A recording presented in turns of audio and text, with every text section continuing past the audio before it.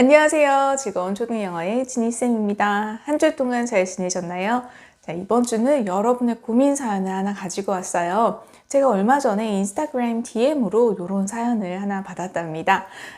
물론 이제 여러 사연들이 많이 오는데요. 제가 이 어머님의 사연은 많은 분들이 반복적으로 질문을 하시는 거라서 제가 다시 한번 좀 정리해서 알려드리도록 하겠습니다.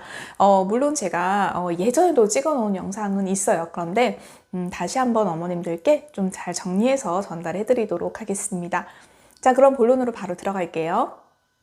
자, 어머님이 이런 고민을 하셨어요. 사실은 아이에게 영어로만 그대로 읽어주면은 아이가 잘 듣지도 않고 무슨 말인지도 잘 모르겠어서 해석을 해주려고 하는데, 많은 전문가 분들이, 그리고 엄마표를 하시는 분들이 해석해주면 안 됩니다 라는 이야기를 너무 많이 하셨대요. 그래서 그런 비슷한 영상을 보고 이런 경우에는 어떻게 하면 좋을까요? 해석을 해주지 말라고 해서 그냥 아이한테 영어로만 알려주는데, 이런 경우에 아이가 전혀 못 알아듣는 것 같은데 어떻게 하면 좋나요? 라는 질문이셨어요. 해석해주지 마세요 라고 하는 말의 진짜 의미를 여러분들이 아셔야 됩니다. 왜냐하면 해석을 해주지 말라는 뜻은요, 결국 아이한테 습관을 그런 식으로 잡아주지 마세요 라는 뜻이거든요. 예를 들어서 아이한테 라인 바이 라인으로, 그러니까 영어 책을 읽어주는데 영어 한 줄을 읽고 그 다음 다시 한국말로 해석을 해주고 다시 영어 한 줄을 읽고 해석해주고, 이렇게 하면 약간 어떤 느낌이세요? 영어로 된 문장을 그냥 흘려듣기처럼 듣고 그 다음에 우리가 모국어가 익숙하니까 우리 아이들 귀에는 어떤 말이 들릴까요? 한국어로 된 문장들만 순서대로 귀에 들릴 겁니다. 그리고 그 순서대로 이야기의 내용을 따라가게 되겠죠. 그러면 우리가 엄마가 소리내서 영어로 된 것들을 문장을 읽어준다고 해도 사실 아이들 귀에는 쏙쏙 박히진 않겠죠. 어떤 의미적인 것으로든 아니면 내용적인 것으로든 아니면 그냥 소리조차도 사실은 주의 깊게 아이들이 듣지 않을 가능성이 높다라는 거죠. 그렇기 때문에 영어책을 읽어줄 때는 우리가 반드시 영어에 좀 포커싱을 해서 그림과 함께 영어 문장을 영어로만 들려주셔라 라는 이야기들을 많이 하십니다. 그것이 맞고요. 하지만 이 어머님이 고민하시는 지점이 뭐냐면, 굉장히 많은 어머님들이 이 고민을 하세요. 왜냐하면 이런 내용을 들었기 때문에 영어로 단순히 해석을 해주지 말라라는 의미는 아이가 그 다음에도 엄마가 영어로 된 문장 다음에 한국말로 해석을 해주겠지라고 기다리면서 영어 문장을 듣지 않을 것이기 때문이죠.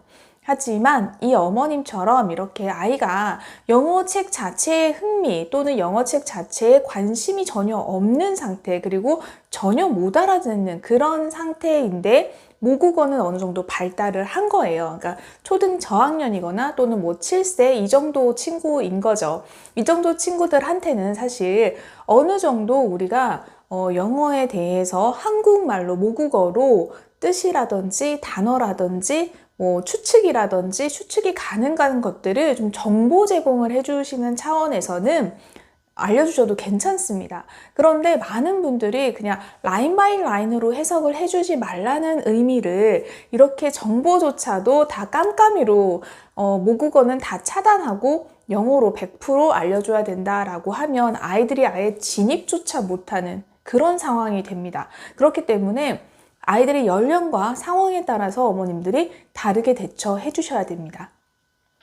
그래서 이런 경우에는요, 아이가 이미 모국어 발달이 어느 정도 됐고, 그리고 영어책을 이제 어머님이 노출을 해주고 싶으실 때 어떤 식으로 접근을 하시는 것이 좋냐 하면은요, 그림을 가지고 처음에 어머님도 이제 영어가 익숙하지 않으시잖아요. 그러니까 그림을 가지고 우리말로 아이와 먼저 대화를 해보고 소통을 해보고 그 다음에 내용은 이제 영어로 쭉 읽어주시는 거예요. 그러다가 아이가 중간에 잘 모르겠는 단어가 나온다거나 또는 그림으로 약간 유추하고 추측하고 가고 있었는데 전혀 무슨 말인지 모르겠어요 라고 하는 지점, 그런 지점에 도달했을 때는 어머님이 모국어로 힌트를 주신다거나 추측을 조금 해주신다거나 또는 그냥 그 문장 하나는 통으로 우리말로 해석을 해주셔도 무방합니다. 크게 문제가 안 생겨요. 자, 영어책 전체를 다 읽는 것에 문제가 생기고 다시 영어책을 읽지 않고 다 한국말로 바꿔달라고 하거나 그런 일들은 생기지 않아요.